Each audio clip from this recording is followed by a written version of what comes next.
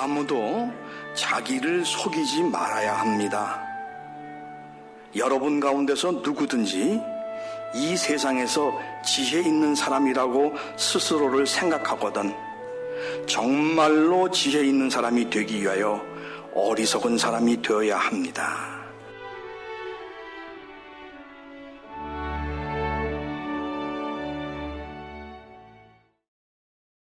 트럼프 정부의 국가안보 보좌관을 지냈던 존 볼턴의 자서전이 공개되면서 미국만이 아니라 한중일 조야가 모두 시끄럽습니다. 권력을 거머쥐기 위한 정치 공학만 난무하는 가운데 기만투성이인 미국의 정치와 외교 행태를 보면서 정말 한심하다는 생각을 갖게 됩니다. 이런 주제에 세계의 질서를 위한 경찰 운운하며 특유의 몸짓을 하는 미국인들의 그 알량한 자긍에 그 허위의식에 구토가 나옵니다.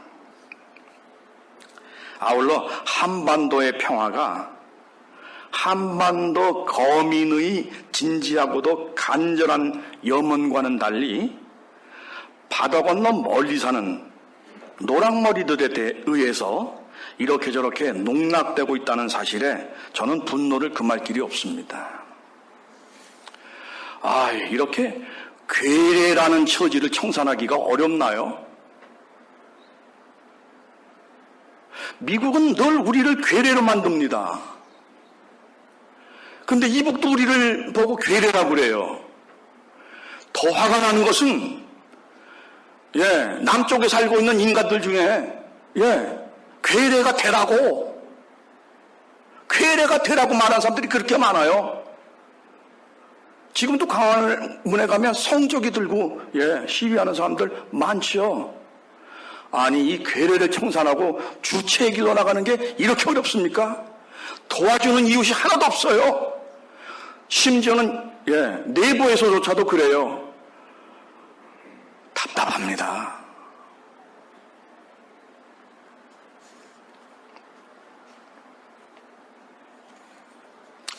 오래전부터 줄기차게 정치를 향한 인간의 요청이 존재하고 있죠. 정치가 말입니다. 인간에 대한 효과적인 지배와 통치의 기술이자 지식이라는 차원을 넘어서 인간의 존엄을 현실화해가는 지혜가 되어야 한다는 요청이 있습니다. 그러니까 지식을 넘어서 지혜로. 여기서 우리는 잠깐 지식과 지혜의 차이를 살펴보고 갔으면 합니다. 딱딱하게 시작할 게 아니라 이야기 하나를 취했으면 합니다. 옛날 그리스에 유명한 에꼬눈 장군이 있었습니다. 이 장군은 죽기 전에 자신의 초상화를 남기고 싶어 했어요. 그러나 화가들이 그려낸 초상화는 장군의 마음에 들지 않았습니다. 어떤 화가는 에꼬눈을 그대로 그렸고 또 어떤 화가는 장군의 의중을 읽고 양쪽 눈 모두 성한 그런 모습을 그렸죠. 답답해하는 장군 앞에 무명의 화가가 나타나 기회를 달라고 말했습니다. 장군은 못내 미더웠지만 그래도 마지못해 허락했습니다. 얼마 후 장군은 이 무명 화가가 그린 초상화를 보고 크게 기뻐했어요. 그 화가는 장군의 성한 눈이 있는 옆모습을 그렸습니다. 장군을 먼저 그린 화가들은 두 가지 지식에 기초해서 그림을 그렸겠죠. 초상화란 보이는 대로 그리는 것이다. 장군은 자신이 외눈이라는 것을 싫어한다. 그러나 무명화가는 지식의 차원을 넘어 지혜로 초상화를 그렸죠. 있는 사실을 왜곡하지 않으면서도 장군의 아픈 마음에 위로가 되는 따스한 초상화를 그려낸 것입니다. 지식은요, 외부 대상이나 사건을 접한 후 그로부터 얻어진 경험 자료를 차곡차곡 쌓아가는 것을 말합니다. 이에 반해 지혜는 외부 대상이나 사건을 접하고 얻어진 경험을 무시하거나 부인하지 않으면서도 그것 너머를 읽어내는 것을 말하죠. 여기서 지식은 아는 것이지만 지혜는 깨닫는다는 것으로 표현의 차별화가 가능합니다. 지식은요, 정보를 자기 안에 쌓아놓고 필요할 때마다 그냥 꺼내보는 거예요. 특히 인정투쟁의 과정에서 이를 잘 동원하지요. 지식은 그런 겁니다. 그러나 지혜는 이 정보를 자기 속에 있는 시각으로 보는 것입니다. 물론 이때 조건이 있어요. 자기 속에 가능태로 존재하던 시각이 열려 있어야만 하죠.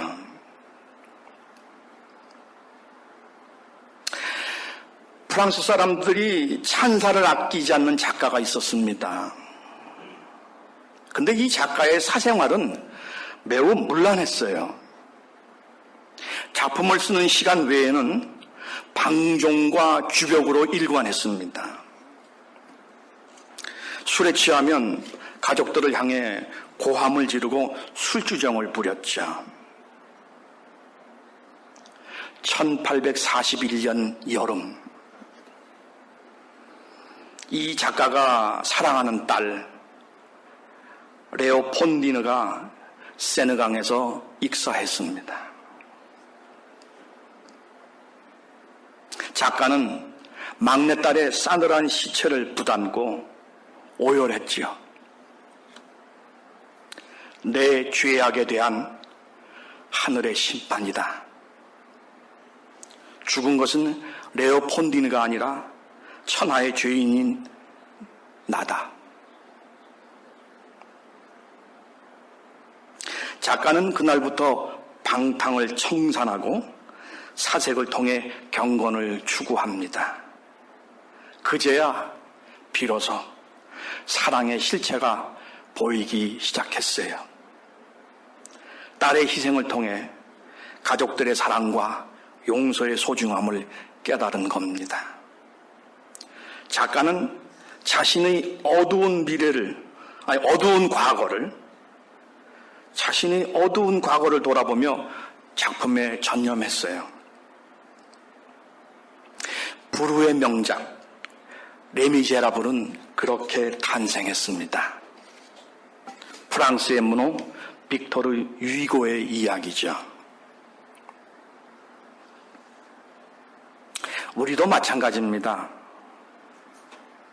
우리 모두는 원치 않지만 부모님이 먼저 세상을 떠나는 일을 겪습니다. 이건 사람은 모두 죽는다라는 아주 객관적인 사건에 속하는 그런 일이죠. 그러나 그럼에도 불구하고 우리 모두는 부모님이 떠날 때마다 그 객관적인 사건 너머를 보게 됩니다. 아버지나 어머니가 돌아가신 분 경험하셨죠? 아버지나 어머니가 살아계시는 동안 자리하셨던 거기에 큰 구멍이 나 있다는 걸. 이 허전한 공간은 근데 아버지나 어머니 그 본인이 아닌 누군가가 대신 채울 수가 없어요.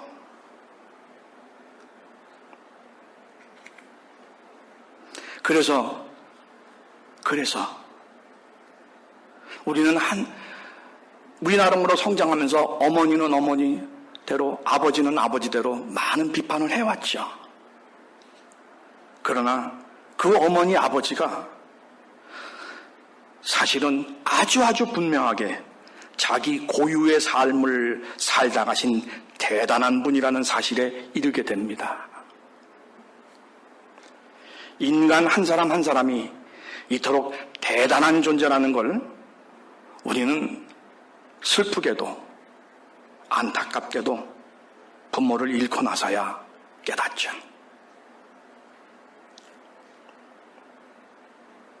어쨌든 이런 점에서 지혜는요, 지식 이상이고 동시에 지식 중에 최고의 지식입니다.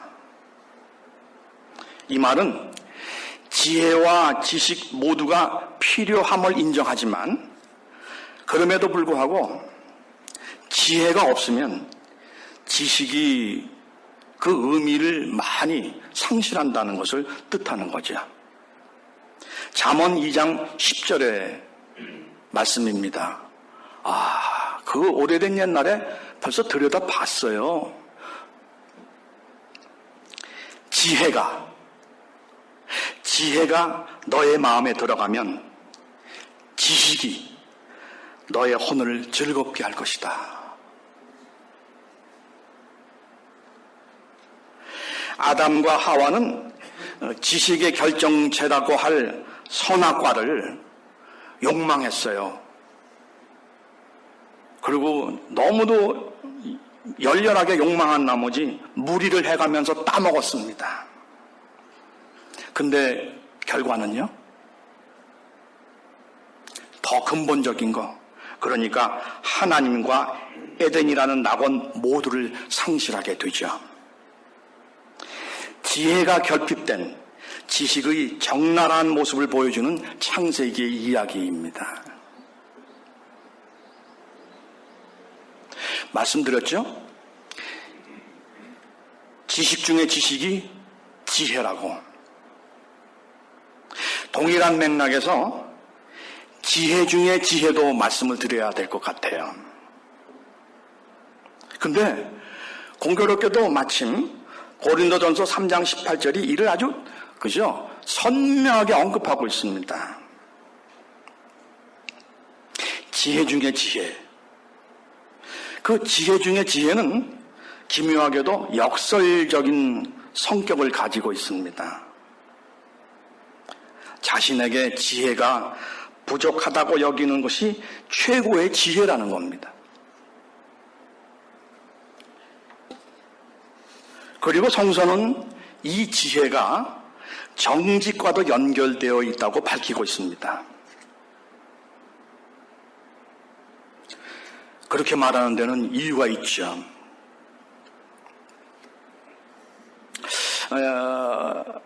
자기에게 지혜가 부족하다고 여기는 자세 내지 태도를 우리는 뭐라고 부르죠?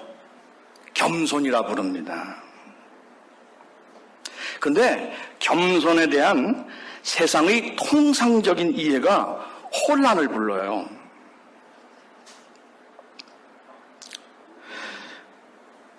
지금 제가 철칙을 말씀드리는 건 아닙니다. 전칙 명제가 아닙니다. 그럼에도 그냥 쉽게 얘기할게요. 여러 가지 까닭이 있겠지만 아무튼 많이 배우며 경험해보지 못한 사람이 나는 아는 게 없다고 말하면 세상 사람들은 이런 경우를 두고 겸손이라고 말해주지 않습니다. 세상 사람들이 겸손이라고 보는 경우는요, 실제로 아는 것과 경험한 것이 많아 능력이 충분한 사람임에도 불구하고 아는 게 없고 능력도 없다고 말할 때입니다. 게다가 이렇게 말하는 사람 스스로도 자신이 정말로 아는 게 없고 능력이 딸린다고 생각하지는 않죠. 결국 세상 사람들이 말하는 겸손은 짐짓 아닌 척, 겸양하는 몸놀림, 그러니까 사회적 겸손이죠.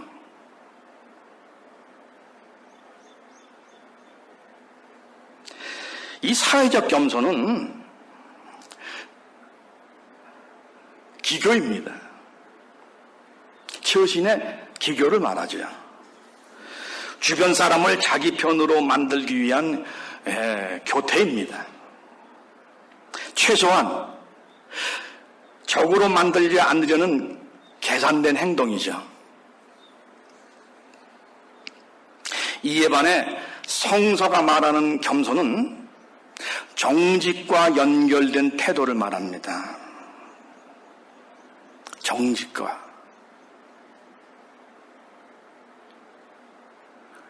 그리고 정직을 염두에 두는 한 이 겸손은 하나님과 관련을 갖게 되죠. 왜 갑자기 하나님 얘기야? 그렇게 말씀하실지 모르겠지만 아닙니다.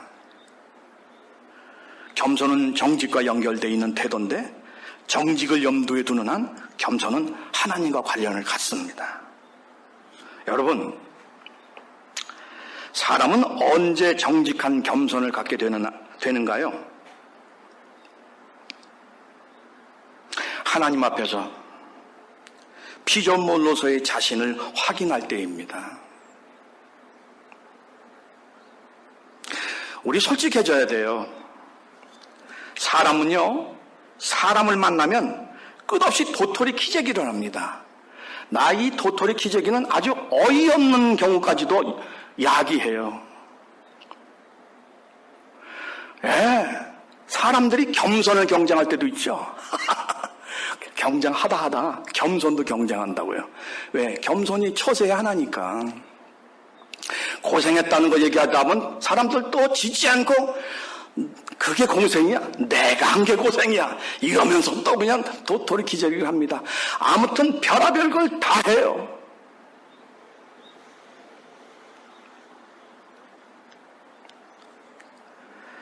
상담을 해보면 압니다.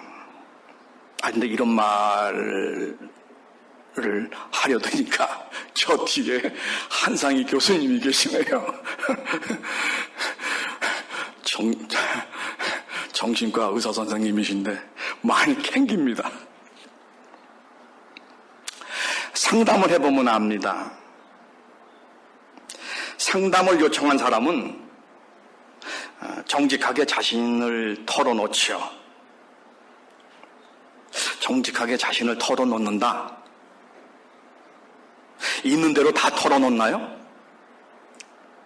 그렇지 않죠.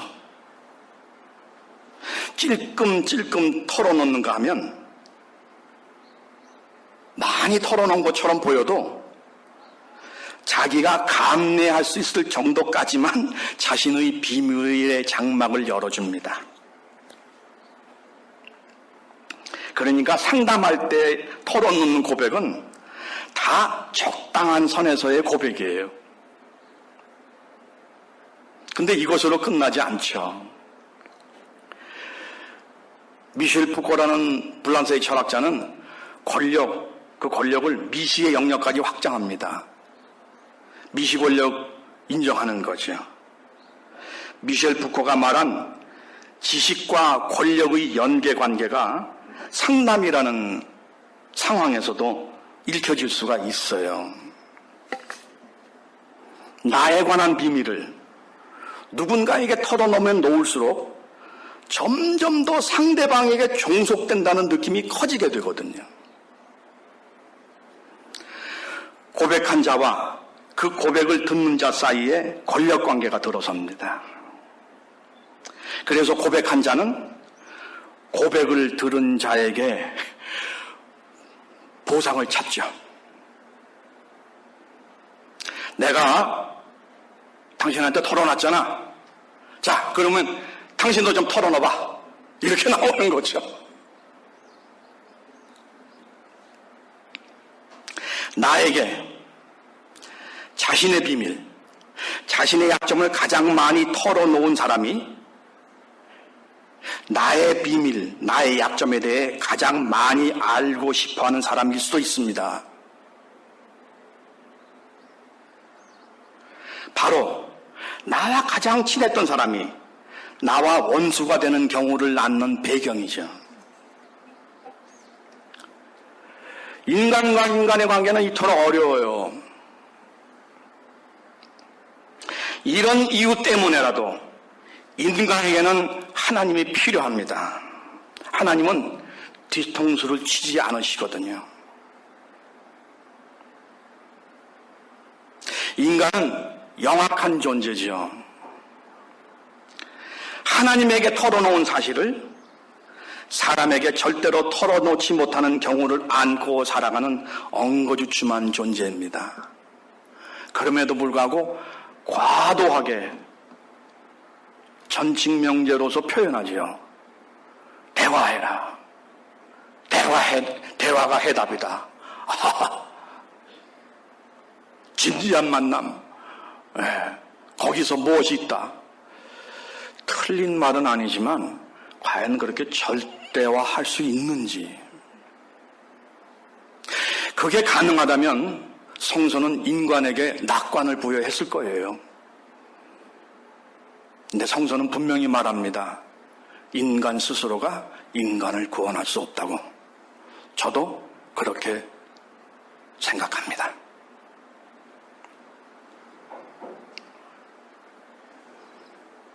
어쨌거나 인간의 정직은 늘 하나님 앞에서만 가능한 정직입니다. 그런데 정직은 겸손과 관련이 있다고 했어요. 사회적 교태가 아닌 진정한 겸손은 하나님 앞에서만 가능합니다. 그러니까 나 자신에게 지혜가 없다고 인정하는 지혜 중에 지혜, 최고의 지혜는 하나님 앞에서만 가능합니다. 지금까지 이야기한 것을 다시 한번 정리를 해보자. 이쪽에 사회적 겸손이 있습니다. 이쪽에 신앙적 겸손이 있어요. 어떻게 차별화가 될까요? 사회적 겸손은 시선 방향이 사람입니다. 신앙적 겸손은 시선 방향이 하나님입니다. 사회적 겸손은 나와 너의 관계예요.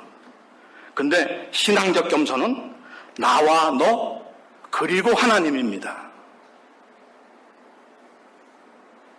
정확히 말하면 나, 너 그 사이에 하나님이 계세요. 사회적 겸손은 너 앞에서 나를 관리하고 또한 너를 관리한다예요.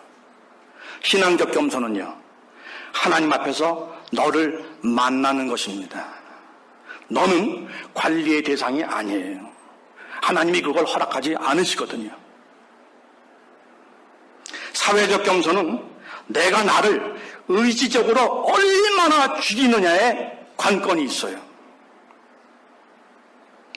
신앙적 겸손은요, 내가 얼마나 자주 하나님의 인기척을 느끼느냐가 중요하죠. 사회적 겸손은, 겸손과 지혜는 내가 추구하는 거예요. 내가. 근데 신앙적 겸손은, 겸손과 지혜는 하나님과의 만남 그 자체예요.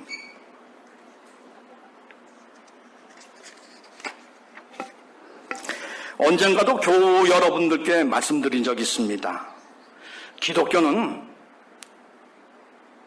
좀 과도히 간단하게 만드는 것이긴 하지만 이렇게 말할 수 있습니다. 기독교는 윤리적 종교가 아니라 하나님 현현의 종교다. 윤리적 종교는요, 율법적 종교죠. 윤리적 덕목, 그러니까 율법 조항을 일일이 기억하고 이를 행동에 옮기는 종교입니다. 유대인들은 620여 가지를 외우고 다녔다죠. 이거 힘들어서 잘 수행할 수 없습니다. 예수님으로부터 바리새인들, 사제들, 율법학자들 바가지로 야단 맞았잖아요. 이거 힘들어서 잘 수행할 수 없습니다. 게다가 모처럼 좀 지켰다 싶으면 이내 교만에 빠지죠. 자기의 의의를 강화하는 쪽으로 이상하게 변종이 돼갑니다.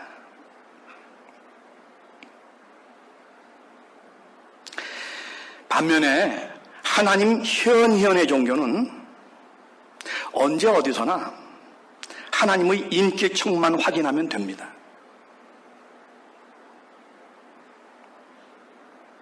그러니까 나와 하나님 그리고 너라는 그런 입체적 삼각관계를 확인하는 의식이 살아있으면 된다고요. 회심이나 구원의 확신이라는 심정적 처리보다는 바로 이렇게 나, 하나님, 그리고 너 이런 삼각관계가 늘 의식의 기본 구조로 자리 잡는 게 신앙적으로 보면 실질적이고 바람직해요. 어쨌든 예수님께서 강조하신 예수님께서 당부하신 그런 사실처럼 율법적인 신앙은 탈피해야죠. 그렇죠? 이웃에게 진실해야 한다는 율법 조항을 기억했습니다. 그리고 이웃을 만나요. 진실하려고 노력해봐야 이내 좌초합니다. 이거 실천에 옮기기 어려워요. 아까 말씀드렸죠? 인간은 그놈의 인정투쟁이 거의 체질화되어 있다고. 도토리 기저귀가 그냥 너무도 착 달라붙어 있다고.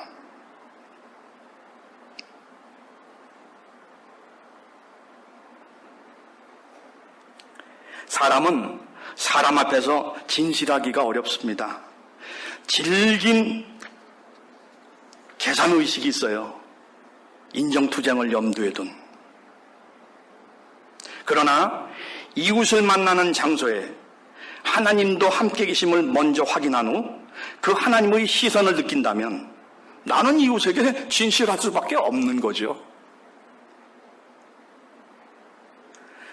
그리고 이게 간단하지가 않아요. 그때 그럼 진실하지 않았다면 결과는 율법적인 신앙보다 더 참담합니다.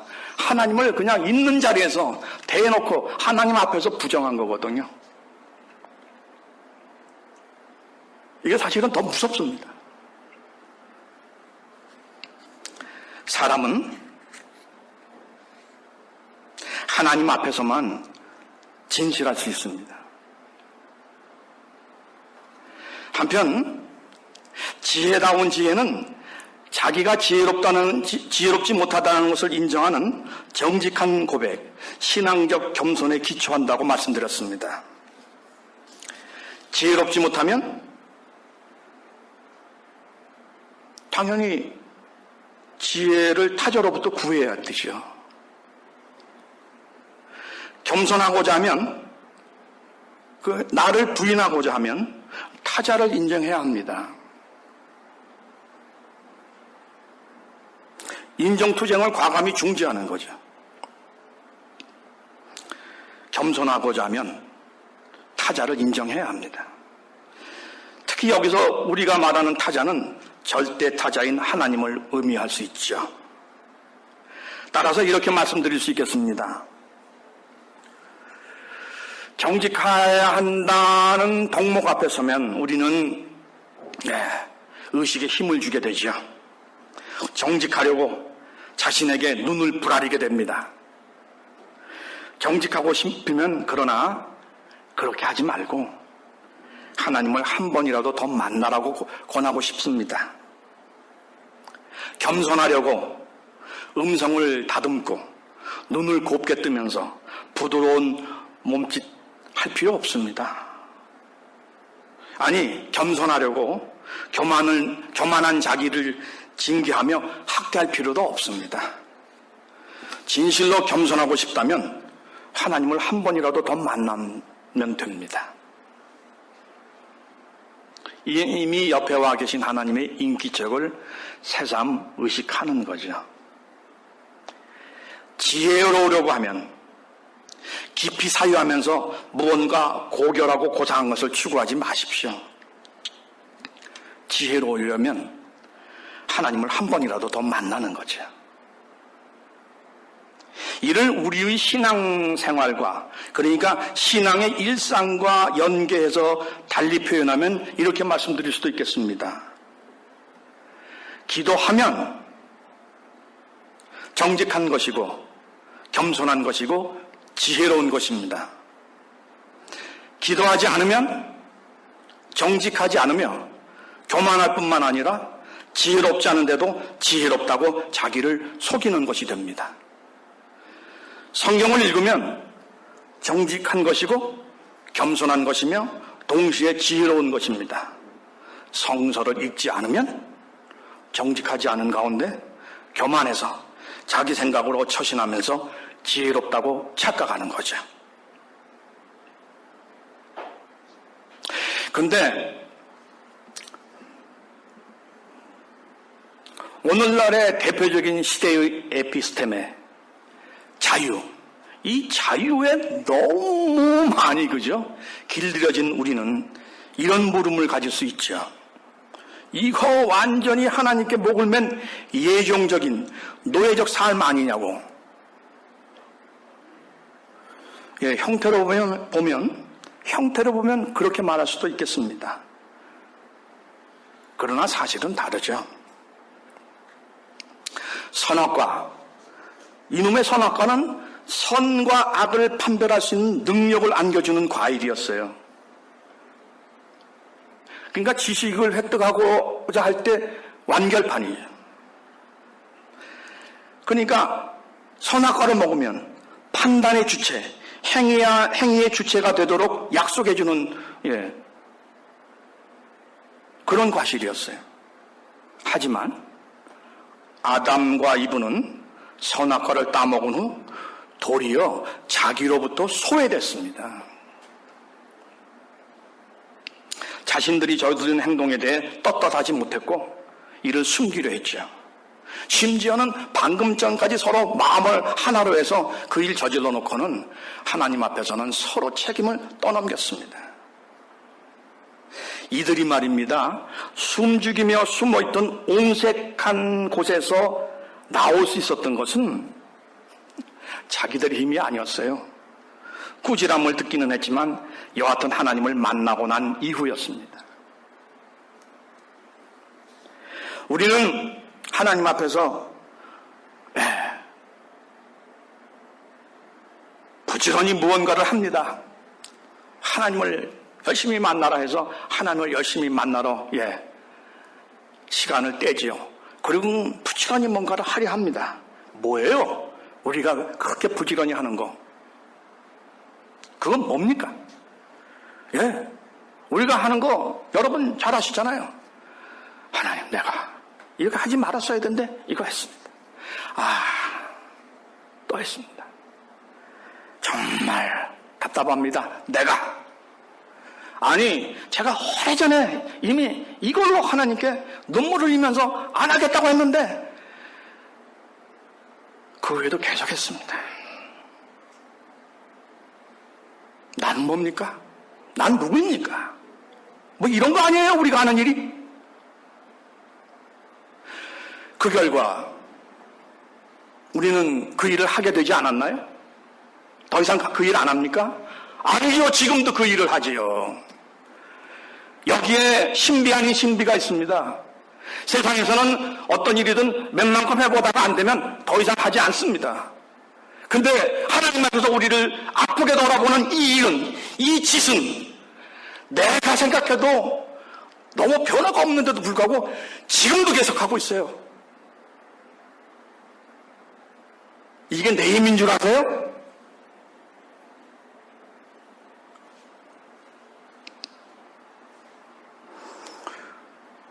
그리고 그렇게 한 결과 우리는 완전히 주체를 반납한 노예의 삶을 살고 있습니까?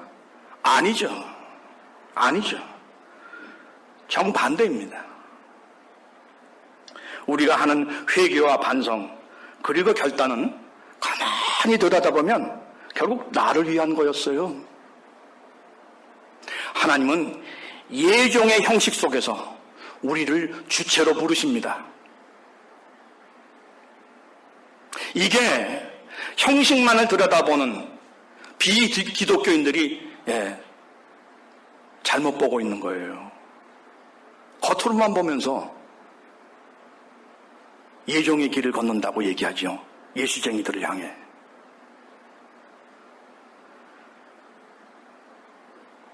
우리가 하나님 앞에서 눈물 흘리고 가슴을 치는 것은 하나님을 사랑하기 위한 거라고요? 물론 하나님을 사랑하는 것이기도 하죠. 근데 나를 사랑하는 거라고요. 근데 하나님이 그걸 나쁘다고 말하지 않으시고 오히려 원하시는 거예요. 우리 예수쟁이들이 정말 반성할 일이 있습니다. 자기를 성찰하는 일, 이거요 쉬운 일이 아니에요. 시간이 있다고 되는 거 아닙니다. 자기를 성찰하는 일, 많이 배웠다고 되는 일이 아니에요. 많이 배워도 자기를 돌아보지 못해서 그저 뻥뻥 치부를 드러내는 인간들이 얼마나 많습니까? 시간이 많아도 열불나게 게임은 할 줄 알지 성찰 잘 못합니다. 근데 우리는 매일 뭘 하지요? 우리는 매일 뭘 합니까? 남들이 그리 하려고 해도 잘 안 되는 성찰을 밥 먹듯이 하며 살아갑니다. 이런 상황에 놓이게 됐음에도 불구하고 우리는 불평을 해요. 감사해야 할 일을. 우리 정말 하나님 앞에서 하나님께 죄송한 마음 가져야 합니다. 기도드리겠습니다. 하나님, 나와 너 사이에 하나님 계심을 저희들이 늘 읽을 수 있도록 우리의 눈을 열어주십시오. 나와 너 그리고 하나님의 삼각관계가 우리 의식에 정확히 안착될 수 있도록 하나님 우리의 내면을 강화시켜 주시길 간절히 바랍니다. 그래서 지혜다운 지혜, 지식다운 지식을 가지고 인생을 바르게 살아가는, 참답게 살아가는 저희들 되게 하여 주시옵소서. 우리 주님 예수 그리스도 이름 받들어 아버지 하나님께 기도드렸습니다. 아멘.